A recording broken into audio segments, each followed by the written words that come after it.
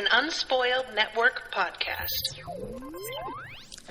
This is Spoil Me, covering The Haunting of Bly Manor, Season 1, Episode 8, The Romance of Certain Old Clothes. In this episode, we find out who the lady in the lake is. And we also find out what the deal is with these ghosts being stuck here and losing their faces. I have mixed feelings. Welcome to Spoil Me.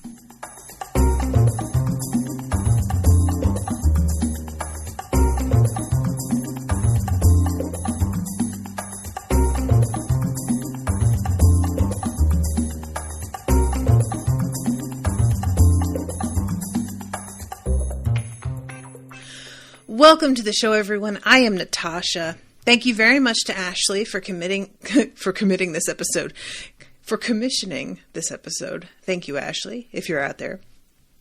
So, this episode was a bit of a puzzler for me.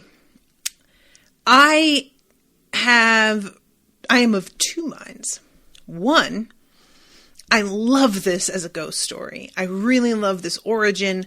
I think the idea of somebody just having such a stubborn strength of will that it even keeps them from dying and moving on into the afterlife and eventually begins to suck in everybody else after death. Dope. Super into it. Really, really like it. On the other hand, why is this all dumped in one episode right before the finale? This is my problem, is not so much the content of the episode, although there are things about that I don't think are great. It's more about how poorly thought out the pacing and placement of it is. I don't really know who thought this was a good plan to save this all the way until the end, because while it's interesting to find out the origin, I don't think that any of us are more concerned with the mystery of who the lady in the lake is than we are with how how Flora and Miles are going to get out of this, right? So what I'm saying is, I feel like they think they've been building a mystery all season and they're finally giving us a major piece of the puzzle. And in fact, they've been building a mystery around Flora and Miles, and that's what I really care about. And you could have given us pieces of this story every episode and built up the anticipation of us finding out what's going on with the two sisters while we're watching these two siblings also figure out what's going on. Does that make sense? I just don't really think that waiting and dropping all of it in one episode right before the end of the show is effective. It makes you lose connection with the characters that you've begun to really care about. The last episode ended on this huge cliffhanger, which then we start this episode and watch that all over again. This episode actively starts with the same scene the last episode ended with, which I don't understand the reasoning behind that. We aren't going to have forgotten what just happened. That was a very memorable moment. You don't need to repeat that. And to repeat it and then immediately cut away to, so here's what happened 400 years ago or whatever. Why? Why did anybody think this was the way to do it? I don't understand. And it's a shame because I think the ghost story itself is really interesting. I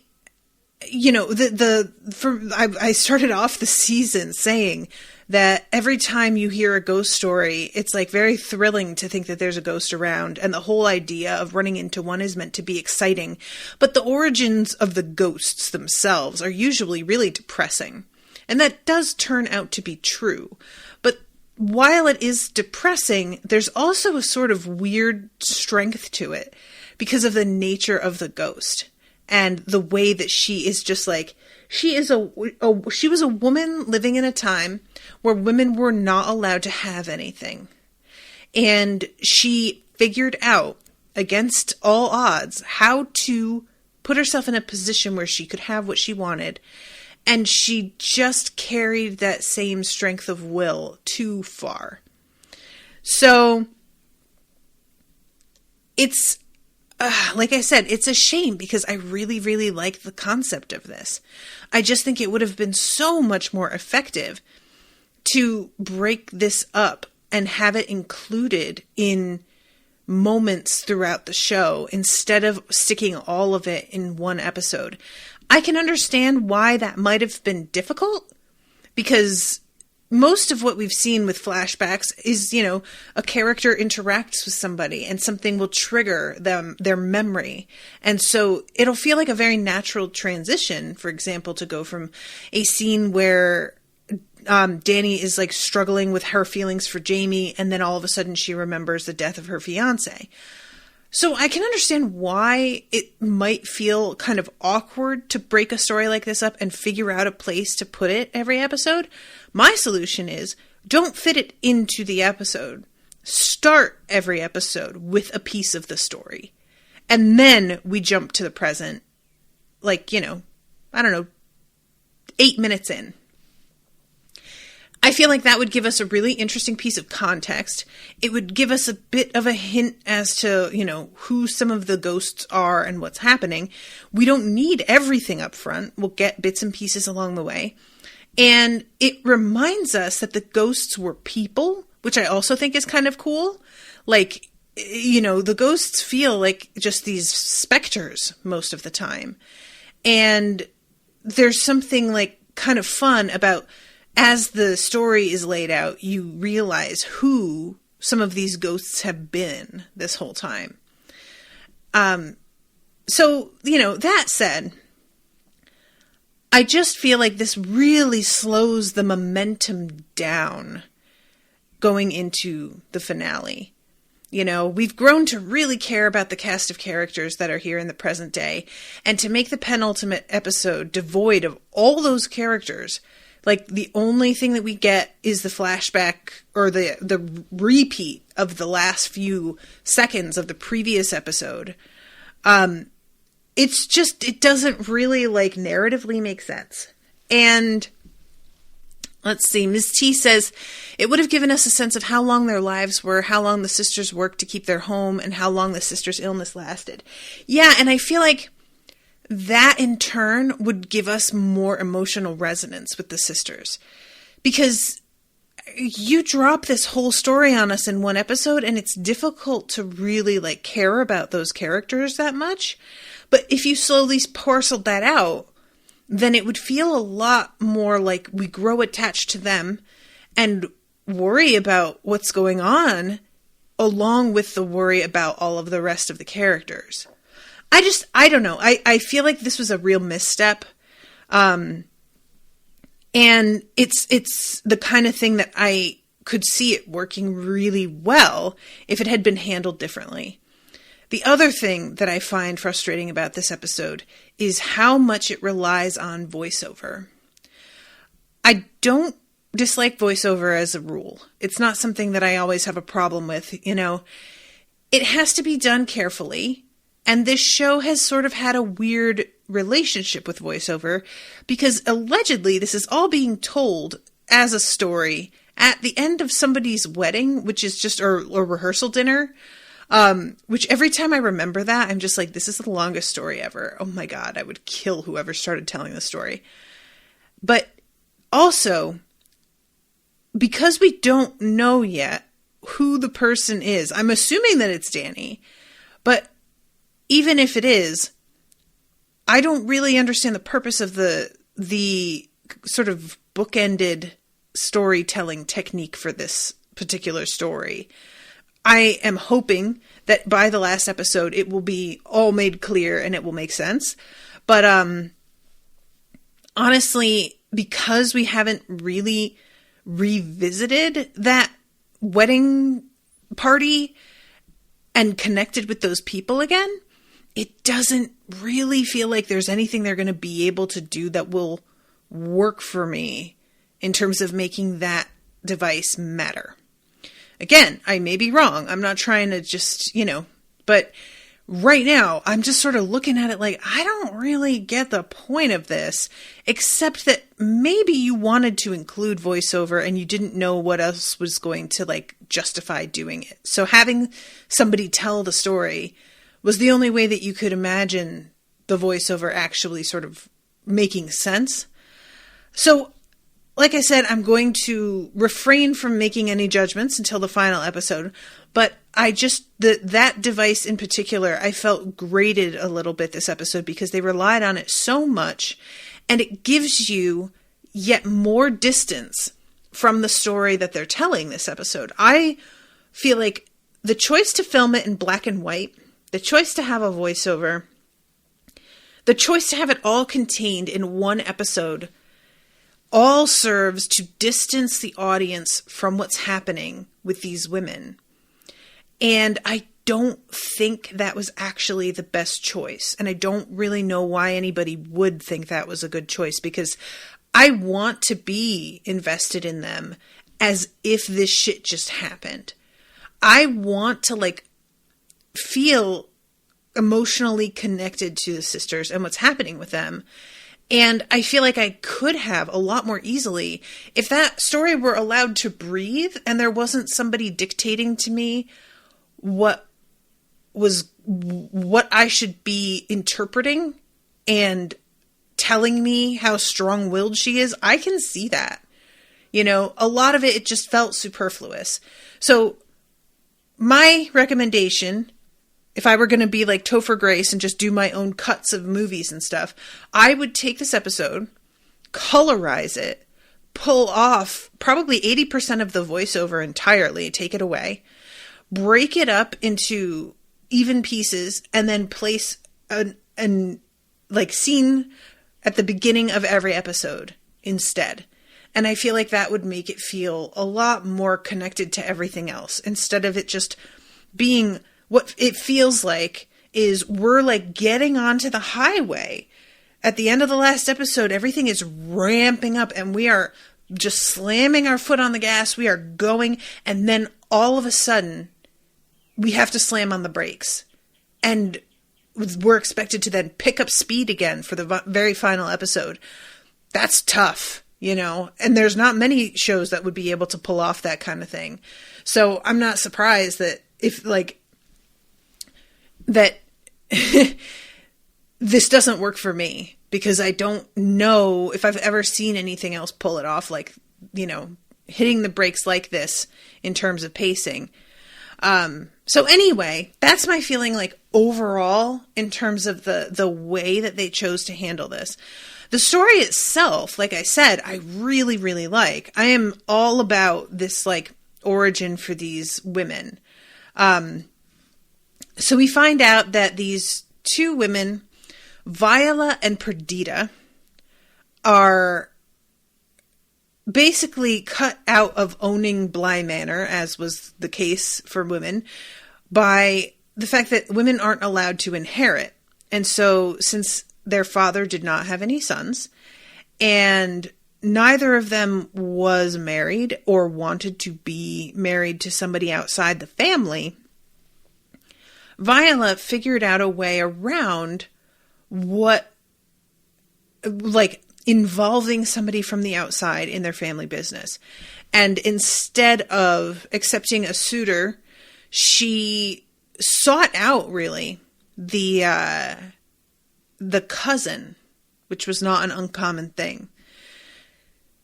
And it's I really enjoyed how there's a bit of Perdita, and I can't remember the husband's name. If you guys, was it Archie? I feel like it was Archie.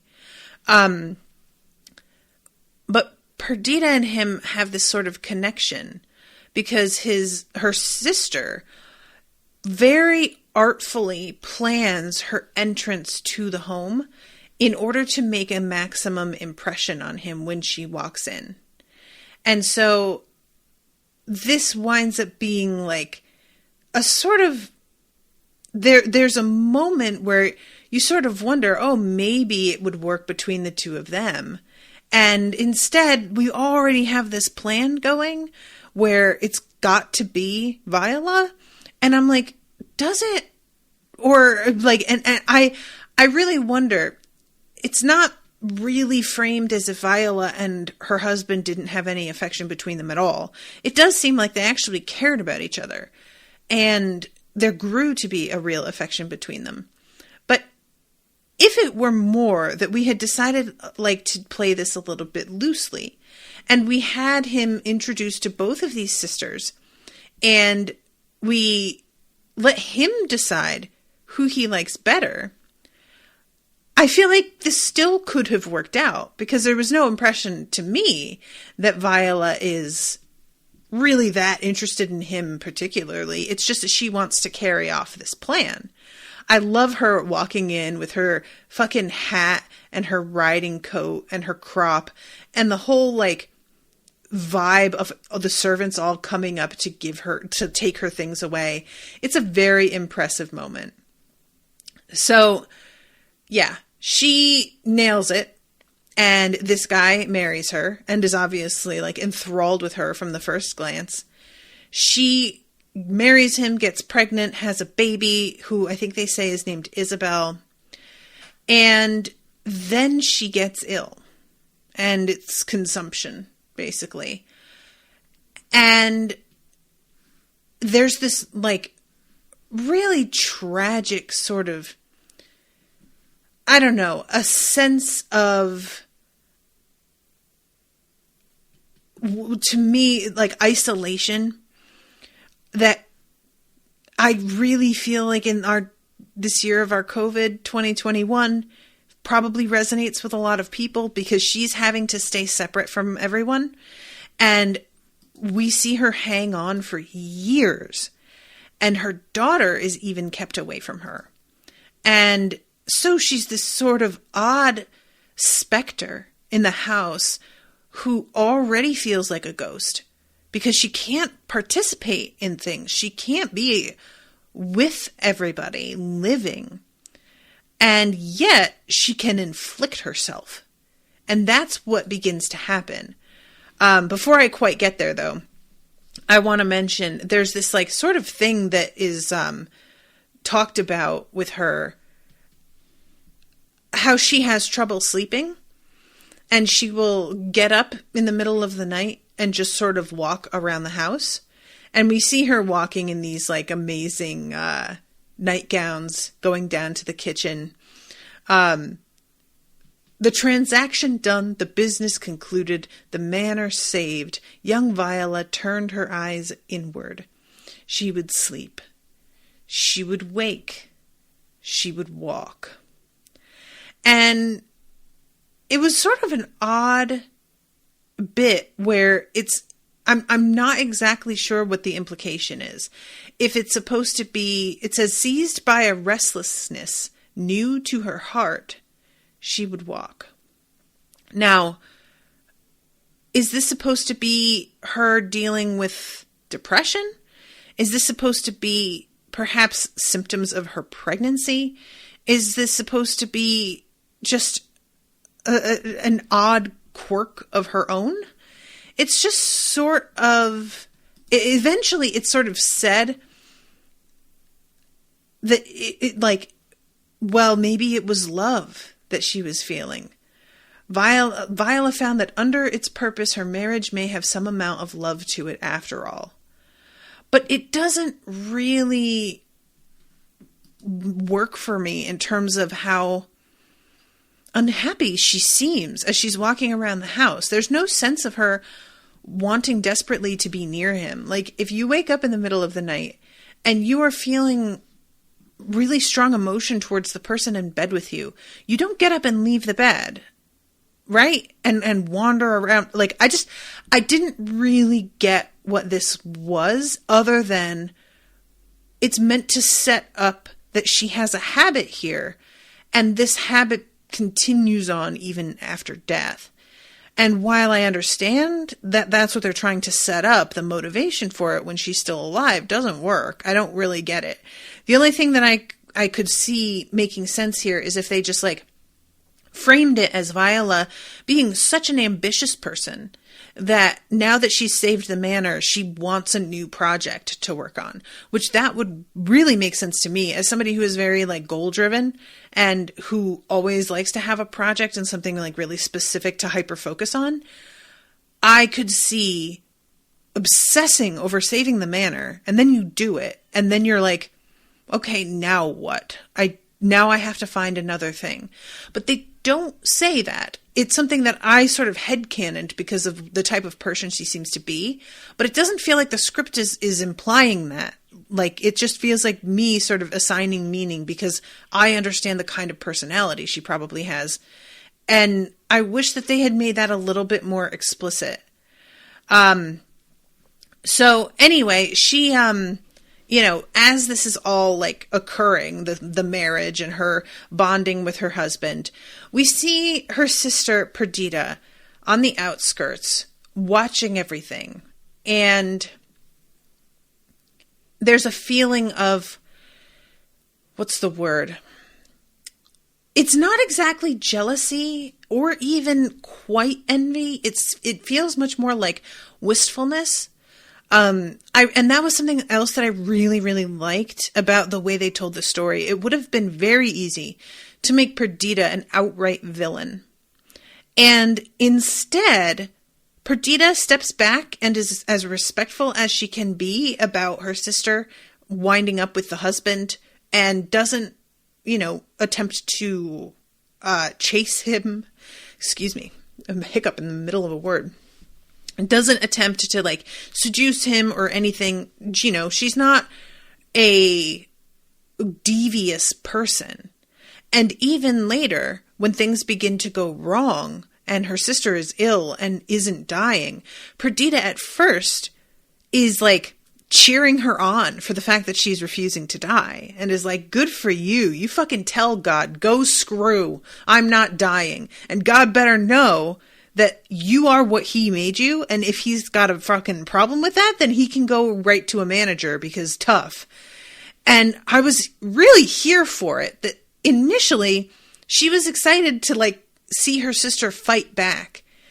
But then, it begins to wear. And it's a really great series of like moments that we see Viola just striking Perdita because Viola is feeling the loss of her life and she's blaming her sister for taking things from her when in fact it's her illness taking things from her. But it's much easier to blame a person than it is to blame an illness. And if she had allowed herself to die, this family could have carried on and probably been better off for it. But she decided to stick around, and really not for reasons that make sense beyond her own personal stubbornness. There's no goal to staying alive other than to give God the finger. It's not like it's good for her child for her to be around,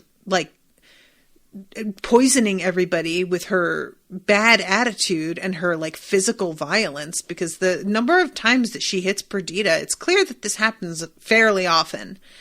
And whether she's hitting her daughter specifically or not, nevertheless. So when we finally get to the moment where Perdita kills her, as much as I'm like, oh, that is fucked up, Perdita, damn. Another part of me is 5 years. 5 years she's had to watch this woman waste away and simultaneously grow embittered and resentful of her for something that Perdita doesn't have control over. You know, Viola's husband is not even able to have sex with his wife for years at this point because she's so ill. So he's got this sort of loneliness that is going to naturally happen. It's just people who obviously people who aren't asexual, people who need sex, that is a major component in a relationship to not feeling like connected with a person. If you aren't having sex, it can be really tough. And it's the kind of thing that, like, I know it's easy to just be like, oh, what, he can't get his dick wet, so he's just, like, pitying himself.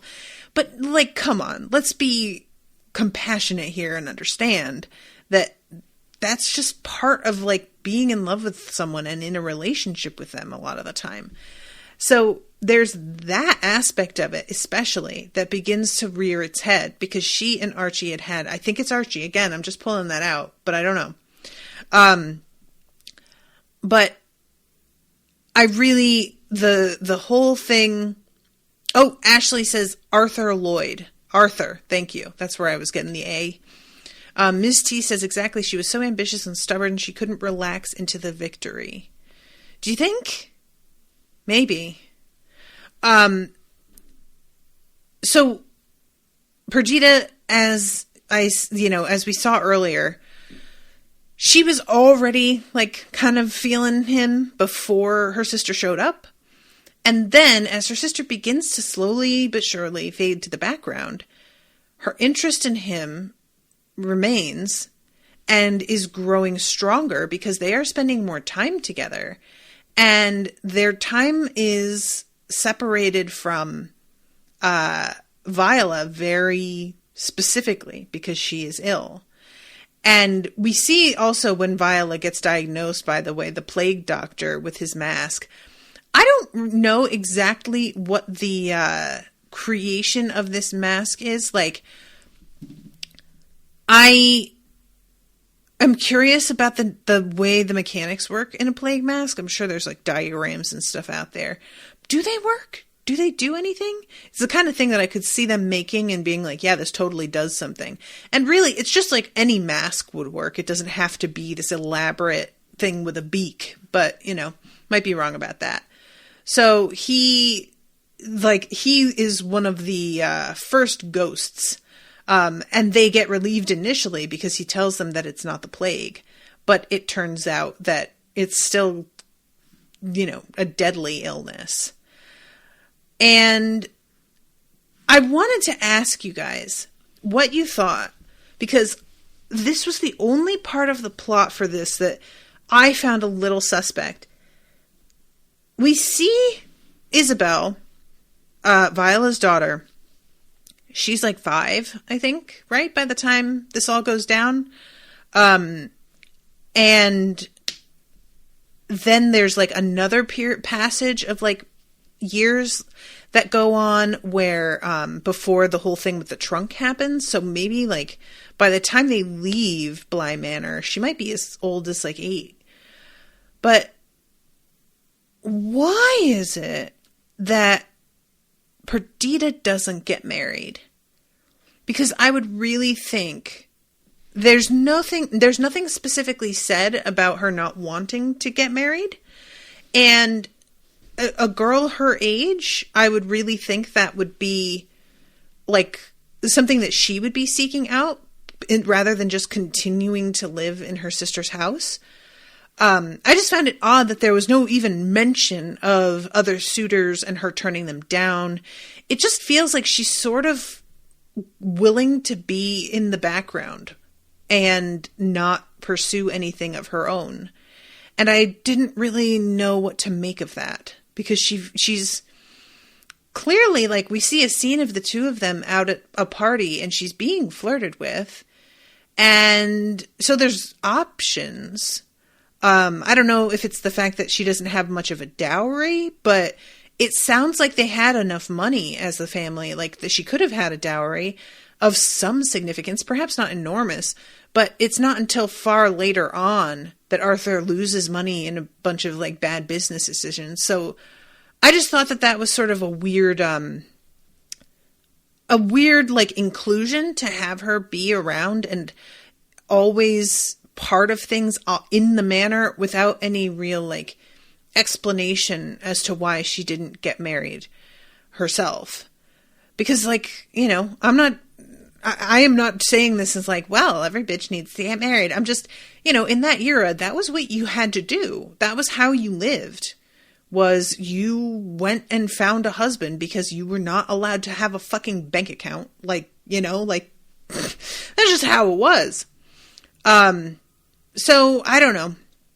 It's, let's see. Melanie says the masks were to keep away smells which were thought to be how the disease would spread, bad air.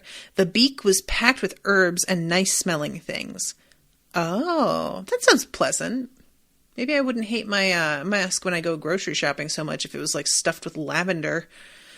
Ms. T says, I thought Perdita didn't want to go live elsewhere and try to fit into a husband's household. She wanted to live in that house. Is that said? I'm not, like, I'm not trying to argue. I genuinely don't remember if that is said. If it is, then I take back what I said. I just don't remember that. But yeah, so, and the one other thing I'll get to as well that I'm like, I don't really get this, and there may be an explanation for this other thing. So for now, getting back to, Ms. T says, could be headcanon. Ah, okay. Yeah, it's just, practically speaking, women often didn't have a choice. The marriage thing, it's not even that they didn't have a choice because their family made them. They didn't have a choice because there was no way to live. You didn't have somewhere to live. You didn't have a way to pay for things unless you had a husband. Unless you decided to become a working girl, which was often not an option. So it's just sort of an odd thing that they don't even mention that, because a lot of time passes with her being in the background of everything. So then we have the scene where Viola is in the background watching Perdita dancing with Arthur. And it's this like awful scene where she's obviously really hurt at the fact that her sister is dancing with her husband and she wants to act like everything is fine, but she can't even stand there for very long without having to like crouch over and vomit. And her sister grabs a bucket, and then when she's done vomiting, she looks at the sister that just helped her and slaps her across the face. And it's like over nothing. They were dancing, and it's just her projecting all of this shit onto her. It's awful to watch. And how Perdita just takes it. She doesn't reprimand her. There's sort of a vibe from Perdita, like, I deserved that, actually, because I'm sure that Perdita is struggling a lot with her own guilt over the fact that she is in love with this guy and her sister's still alive. So there's probably a sense of that being her penance when her sister hits her. But, it's one thing to say that you can deal with this here and there and your guilt. But yeah, those first few years, a dark carriage led by a red-eyed horse denied at the door of Bly Manor. That dark carriage and its driver denied so often, in fact, that it would not venture to Bly Manor again. So then we finally have the moment where Perdita has had enough. And the way that this is written is just really excellent. First, we see Viola come to terms with the fact that her death is coming for her. There's a feeling that the packing of her things and the saying goodbye to all of the stuff that she previously had held so dear is symbolic of her finally accepting the reality of her mortality. And so she puts all of her beautiful clothing and jewels into this trunk, and she's filling it with rose petals, wanting to leave something beautiful for her daughter, and makes her husband promise that he will not give anybody these things or sell them or do anything of the kind. They must go to her daughter. She doesn't want to be buried in any of it. She wants to have something to pass off. And I really thought this was kind of beautiful. I can say without vanity now that I am done with them. They will be a great inheritance to our daughter.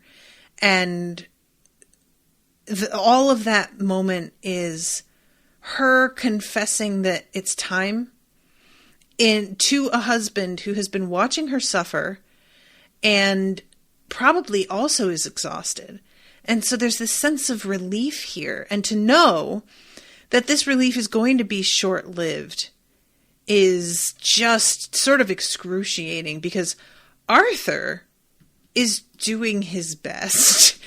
You know, I just really got the sense that, like, he's stuck in a shitty spot. It's not like he's been sleeping with Perdita behind her back. Things have been actually very chaste between the two of them. When she goes and looks in on him in the middle of the night at one point, I thought for a split second that was her sister in bed with him. And then I realized it was her daughter. And I was like, oh my God, this is so sweet. And that was really the moment that I was like, God, the two of them are in this house together and pining, you know, and also suffering. And, it's a terrible, the whole thing is really sad. So this moment where she tells him, like, this is going to be something that we, give to our daughter, it was just, I don't know, there was a relief, you know? And Perdita is struggling to help her sister, and her sister is fighting with her. And finally, Perdita, she's like holding her, and she's thinking to herself, and I thought this was really well written. She told herself that the word in her mind was compassion, but in reality, the word was enough. And I don't necessarily think those two words are mutually exclusive, to be honest. You know, like, they go together. I completely understand what they're saying here, and I think it's well done. But I'm just saying, not to say that, like, Perdita has the right to want her sister to, like, murder her, but to want this to be over and to feel like you've had enough when you've been caring for somebody who clearly, like, has started to hate your guts, that's not something to take lightly. So finally, she wraps her hands around her sister's face and, you know, cuts off her airways and kills her. And then it's sort of just treated. The thing that's sort of odd here is that there's a mention of how Arthur had to go away for business and how once he left, all pretense was dropped.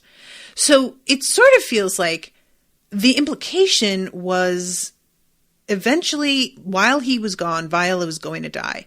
She had finally admitted that she was on her way out, said as much to her husband, and waited for him to leave before she died, which I've heard from people who have worked in hospice care, that's a real thing. Folks who are on their deathbed often cannot let go and allow themselves to die until they're alone. They have, like, I don't know if it's like an anxiety or an attachment or what, but it's often really difficult when there are people in the room. And maybe that's part of what was going on here. So it sort of feels like, man, Perdita, if you had been able to, like, wait maybe a week or two, probably it would have actually taken its course and she would have died naturally. But she had just probably, you know, been telling herself that for 5 years. And when do you finally start to come to terms with, like, oh my God, they may never die? I will say, one thing that I feel bad about is the sort of, there's a bit of a trope about people who are living with, like, chronic illness becoming really embittered and difficult and sort of monsters to live with. This is a trope in the Pet Sematary story by Stephen King as well that is very problematic when you watch the film. There's a sort of, like, demonization of his wife's dead sister, who suffered from, I don't know if it was like MS, or she had some sort of, like, I think problem with her bones, which led to her being bedridden. And she is treated in the movie as like an actual monster. And in the book, there's a sort of way that his ex talks about, or that his wife talks about her, that makes it sound like she's still sort of haunted by her sister, who made life really difficult because she herself was just miserable. And so she inflicted that on the people around her. Now, I'll be the first to admit that as much as this is a trope, it may be a trope just because it's true. There may be like some reality behind this. I'm lucky in that I haven't had to cope with caring for people with chronic illness. I don't have a chronic illness. And I have friends who do, but they don't require care. They are still self-sufficient, and it's difficult for them, but they also have like extra compassion due to the fact that they struggle with this for other people. So personally, I have not run into this kind of behavior. That's not to say it's not out there. I just feel bad sometimes when it's sort of used as a means of explaining why somebody grew terrible. You know, it has a sort of similar feel to me of the problematic nature of making somebody who suffered abuse into a villain as well. It just feels like, do we have to? But nevertheless, I don't have a huge problem with it here. It's just one of those things. So they go into mourning for her. All of these women turn up to try and court the very eligible, not Archie. You guys told me. What's his name? Arthur. That's the one. And he is doing his best to actually, like, put out feelers and see what's out there. And yet, he keeps coming back to Perdita. And eventually, they get married, and it's, like, described as being incredibly private, almost secret. In the hopes, as was waggishly remarked at the time, that perhaps the late Viola may not hear of it. And it's a weird thing. On their wedding night, as Perdita took residence in the bed, which had been her sister's, each party obtained what each had desired. For Arthur, a beautiful woman, somewhat known to him already by virtue of her lineage. But Perdita's desires, as you will have observed, remained a good deal of a mystery.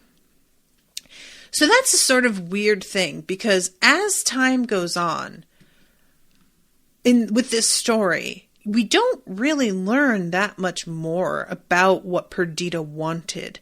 We see how she reacts to what happens around her, but it doesn't exactly feel like I get a sense of what she did want. And I don't know if that's meant to be, because the way it's said here, that piece of dialogue feels like, as you may have seen, we don't know what she was after, but you're about to find out. But then we kind of don't, and I don't know if that's just me. The first thing that we hear is that she never gets pregnant, and that her adopted daughter just didn't want to acknowledge her as a mother, which I find really interesting, that her niece refused to, like, warm to her as a new, like, they seemed to get along okay. I don't know if this is meant to sort of insinuate that Perdita was not kind to her, or that her daughter felt some suspicion towards Perdita regarding her mother's death, or what. But I really would have thought they lived together. They all seem to have a decent relationship, other than, her sister, like, being jealous and hitting her. So, if anything, I would expect the daughter to be more comfortable with Perdita as her father's new wife than a stranger, but apparently not. And then as time continues to go on, her husband keeps, like, doing these different investments, and he starts to lose the money that this household has. And it's a kind of a terrible, like, sad thing where she's put in this position that eventually makes her look like she's very grasping. But instead, it's her trying to hold on to what her sister fought for this whole time. And so it's the kind of thing that I think could be spun to make it sound like, oh, Perdita was only saying this is what Viola would have wanted because it would get her what she wanted. And certainly that's partially true.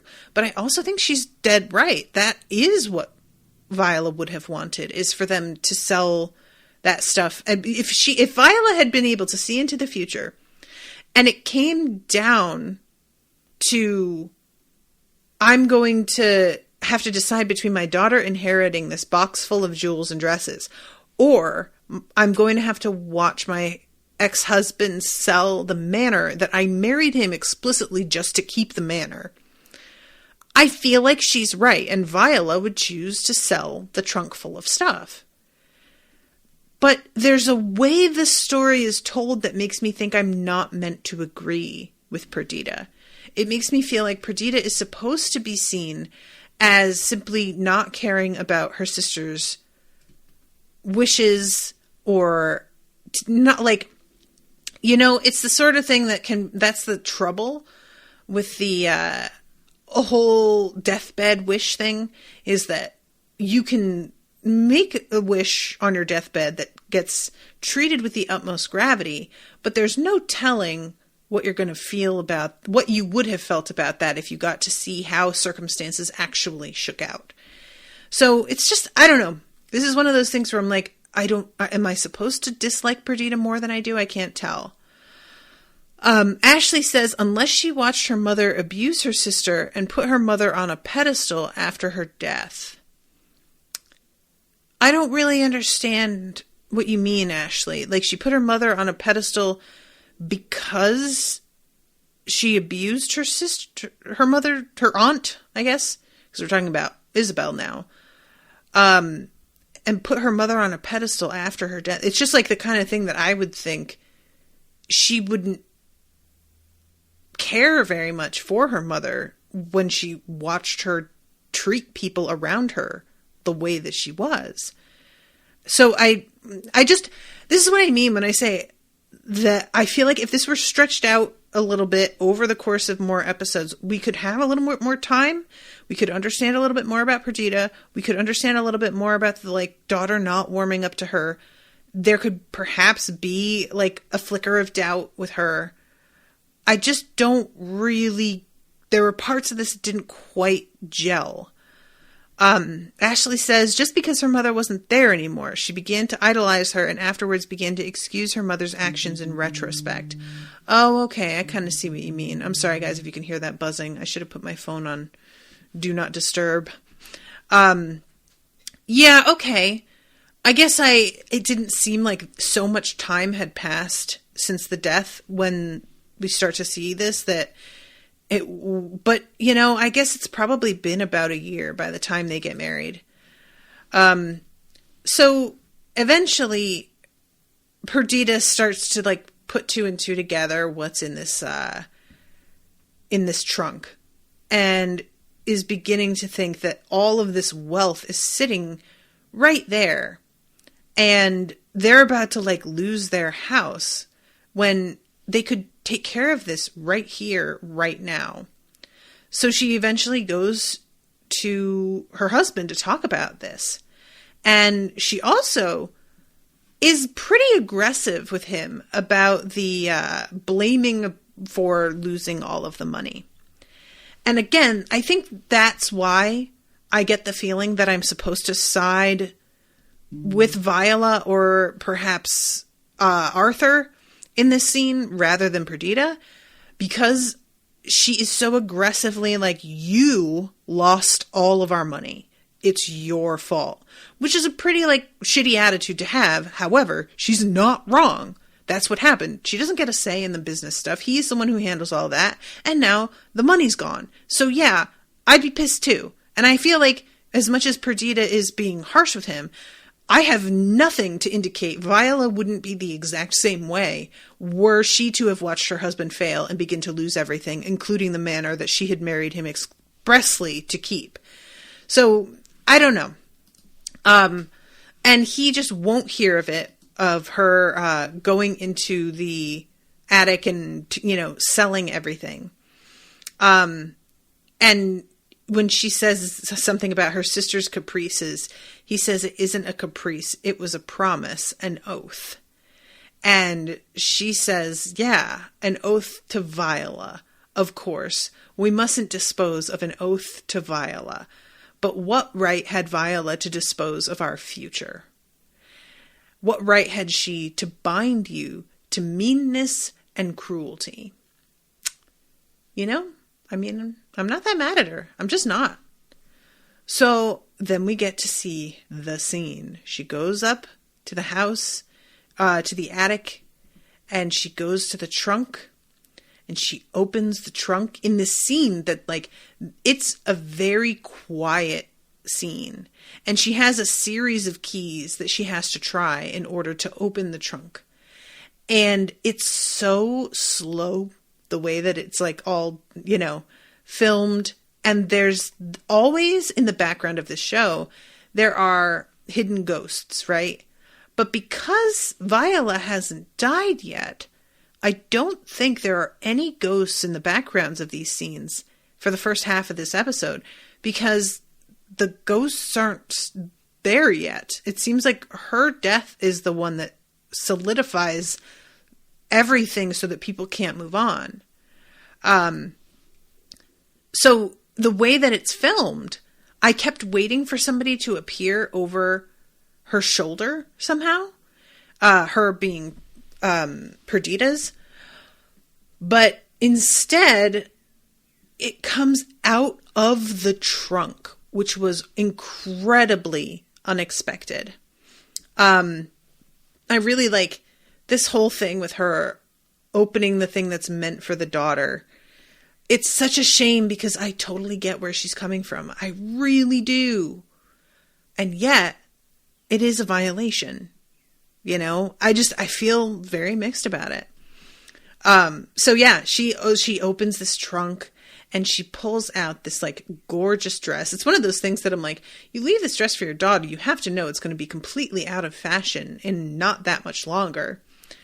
And as she is holding the dress up, arms come out of the sleeves, out of nowhere, and begin to choke her. It's awesome. This scared the shit out of me. It was great. I loved this. What we find out later is basically the trunk contained Viola.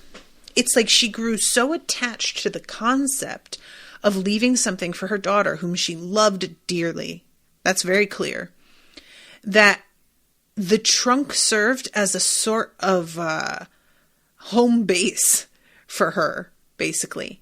So we see her, after she has died, it's like she was so determined to not die that despite the fact that she did eventually, it wasn't because she finally came to terms. We saw her coming to terms when she's talking to her husband, but if she had been fully at that point, she would have actually died. She didn't get there because her sister took the choice away from her. And so she's still sticking around. And the trunk is where she sort of set up shop. So she is waiting in the trunk as if it's in her bedroom. And she's sort of walking around, sleeping, waking, walking, sleeping, waking, walking,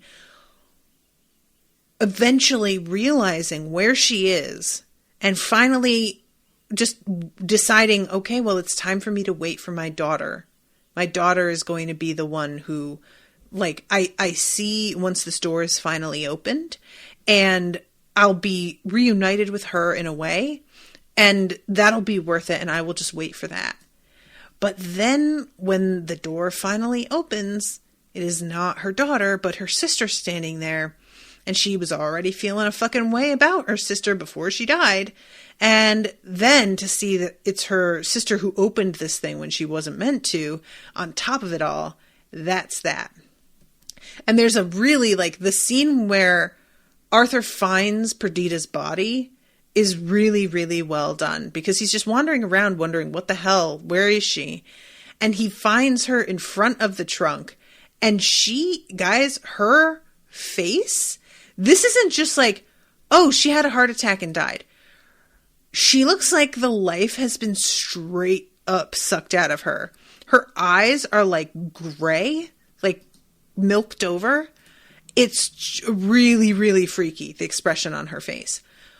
Which leads to the very understandable assumption that Arthur has. That the fucking trunk is fucking cursed, basically. And I'm not sure if he believes that it's his sister's or his ex-wife's ghost that's doing this, so much as that it's just an evilness, you know, who knows? But it doesn't really matter. You don't need to know what it is. You just need to know that it's the trunk, and that's the thing. So he and his daughter get the trunk and carry it down to the lake and throw it in the lake. And it's an awful scene because as they're carrying her down there, we see her sitting on the bed, like inside the trunk, sort of aware that she's moving. And she thinks that they're taking her with them wherever they're going and is excited because as long as she's with them, she's fine. But then when they toss her in the lake and she realizes that she's being left behind, it's just this like abandonment. It's so sad. The pull of that next world ignored, she instead made her own gravity of will that would change the terrain of Bly Manor forever. And once again, she would sleep. And once again, she would wake. And then we finally see her waking up in the lake and climbing out of it. And it's just really spooky, guys. And the assertion here is basically her gravity is so intense that it keeps everybody there who dies there. And that every time she walks back to the house, she does so looking for her daughter. And eventually, she first kills the one of the plague doctors that she sees once the place is made into sort of a quarantine. And she is like wandering around the house the first time and is looking for her family in a totally empty house. All the beds are stripped. Hardly any of the furniture is even there. But she doesn't quite comprehend what has happened until she sees the house again. The remembering itself was injury anew. So she keeps on going through this like constant new realization and slowly loses herself because she has grown so attached to just the staying and the not dying that begins to be all that she can feel or remember. So when she finally kills the first person in the quarantine room, it's this plague doctor. He sees her. It's interesting to me because I don't know what leads him to seeing her when she was like apparently unseen by everybody else. But she grabs him and chokes him and he drops dead. And then we have his ghost that is stuck here forever. I love the moment of seeing him staring at his own body and just being like, what the fuck? And eventually there's like a child that is a young boy that she clearly like mistook for her daughter. There's also, I think, a priest, somebody in like a robe. And when I say that, like, there was another extra thing that I was a little bit sort of weird, like unsure of. I don't really understand, if she's looking for her daughter, why it is that Flora seems safe. Because I would really expect Flora is right around the correct age for her daughter when she died. The age that her daughter would have been when she herself, Viola, died. That I would think Flora would be the one that she would like really go for. But yeah, it's meant to be that like her face begins to fade away as her memories begin to fade away. And gradually, all that is left of her is this repetitive, automatic motion of waking and walking and killing and going back to sleep and waking and walking and killing and going back to sleep. And she had been looking for her daughter, but now it's like sort of less even about that than just seeking whom she may devour. And this like moment of killing this child, it's awful. That's really the moment where you're like, my God, she carried this kid into the lake with her and the kid was still alive. You know, we see the kid like looking down at the water as she's carrying him in. I had thought maybe she would kill him, but she evidently isn't processing that he is alive. She obviously isn't processing anything because she thinks that this is her daughter. But if it had been her daughter, she isn't even aware that this would kill her own child. And so that is the origin of the, you know, faces melting off and nobody being able to leave. And the whole, like, new ecosystem that she's basically created here of ghosts. And there's something so unfair to me about how you don't even have to be killed by her in order to be stuck here. It's not even meant, like, the methodology of your death has nothing to do with it. I feel like if that were the case, I would understand it more. But, you know, we see that Miss Jessel's stuck here, evidently. Actually, I'm not positive of that, but I think so. And Hannah seems to be stuck here, and they both were killed by other people. So, yeah.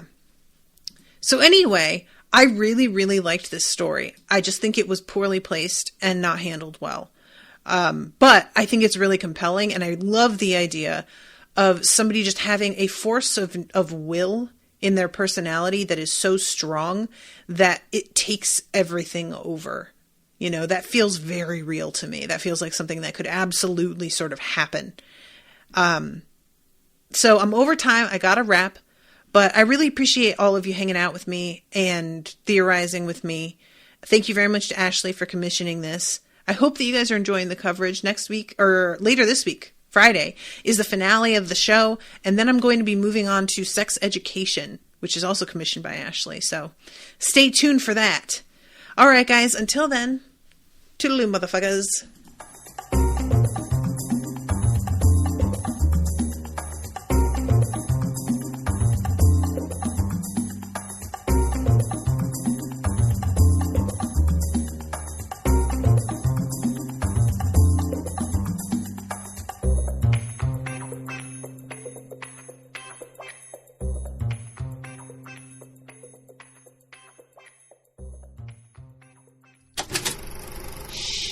That was an Unspoiled Network podcast.